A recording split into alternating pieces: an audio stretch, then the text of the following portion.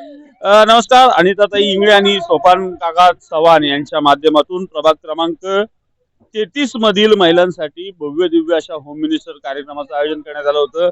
Home minister कार्यक्रमाचे विजेते आहेत आपल्या सोबत. काय सांगाल, एकूणच 5वं बक्षीस तुम्हाला मिळालं, काय भावना आहे? इकडे बघून बोला. बोला. खूप आनंद झालाय 5वं बक्षीस मिळाल्याबद्दल आणि अनिताताई इंगळेंचे खूप खूप आभार. आणि त्या असेच समोर राहत राहो हीच आमची त्यांना आमची प्रार्थना आहे देवाला की त्या अशाच समोर चालत राहा आणि असेच भव्य लकी ड्रॉ कार्यक्रम घेत राहा. आम्हाला खूप आनंद होईल. मी ताईने भरपूर कामं म्हणजे तसे रस्त्याची कामं आणि ते लाईटची कामं ते मी तर पहिल्यांदा मनापासून त्यांना धन्यवाद देईल की त्यांनी हा महिलांसाठी एवढा छान कार्यक्रम राबवला, लकी ड्रॉ आणि होम मिनिस्टर.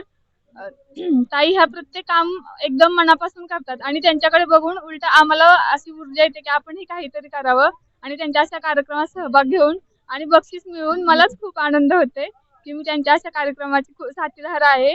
आणि ह्याच्या अगोदर पण त्यांनी विकासाची कामं खूप राबवलेली आहेत. फक्त असं नाही की आता निवडणूक आल्यात म्हणून त्या कामं राबवतायत किंवा काही.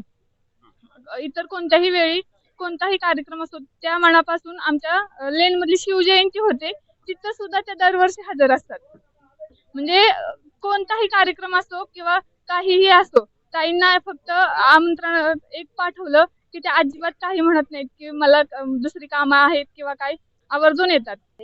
मला खूप आनंद झाला आहे की माझा 3रा नंबर आलाय. पण सर मी जेव्हा इथं स्टेजवर आले, ऑल पब्लिक होतं, ऑल पब्लिक समोर एवढं सगळं करणं इम्पॉसिबल नाहीच आहे, पण मी ते पॉसिबल केलं आणि आज ते शक्य झालं आहे अनिताताईंमुळे.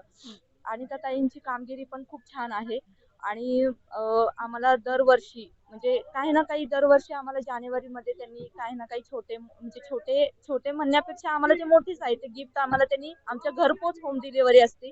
त्यांची कामगिरी पण खूप छान आहे आणि पुढच्या भविष्याच्या आघाडीवर त्या निवडून यावं माझ्याकडून त्यांना भरभरून शुभेच्छा. मला खरंच खूप आनंद झालाय की मला या ठिकाणी 2रं बक्षीस मिळालंय आणि कामगारीबद्दल त्यांचं काय सांगणार, त्यांचं कौतुकच आहे.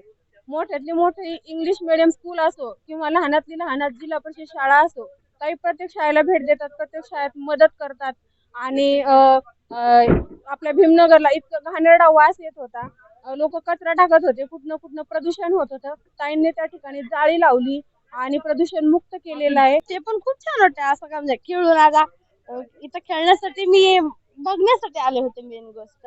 पण माझे मुलं म्हणले की नाही मम्मी तू जा खेळ आणि जिंकू नाही तर नाही जिंकू तसं काय नाही, पण तू खेळून ये म्हणून मी खेळायला आले. पण